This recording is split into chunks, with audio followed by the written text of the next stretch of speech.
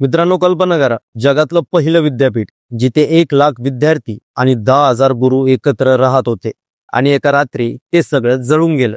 हो, ही आहे नालंदा युनिव्हर्सिटी, भारताचं ज्ञानाचं साम्राज्य, जिथे विज्ञान, खगोलशास्त्र आणि वेदांचं अध्ययन होत होतं. म्हणतात तिथे 90 लाख पुस्तकं होती आणि एका आक्रमकार्याने त्या सगळ्याची राख केली. त्या आक्रमकांचं नाव होतं बख्तियार खिलजी. त्याला ताप झाला होता आणि वेदांनी सांगितलं, नालंदाचे विद्वान त्याचं औषध करू शकतात. पण अहंकाराने झटापलेला खिलजी म्हणाला, मला औषध नको, मला वर्चस्व हवं. आणि 1193 मध्ये ज्ञानाच्या या मंदिराला त्यांनी जाळून टाकलं. ती आग सतत 3 महिने जळत राहिली.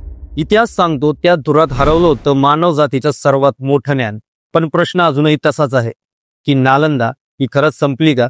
असं म्हणतात की काही भिक्खूंनी ते ग्रंथ वाचवले आणि तिबेटला नेले. तिथून जन्म झाला तिबेटियन बुद्धिझमचा. म्हणजे नालंदा जळाली, पण ज्ञान आजही जिवंत आहे. कारण असं म्हणतात, ज्ञान हे कधी जळत नाही, ते फक्त रूप बदलतं. पूर्ण सत्य जाणून घ्यायचं आहे का? याची संपूर्ण माहिती आपण आपल्या YouTube चॅनलवर अपलोड केली आहे.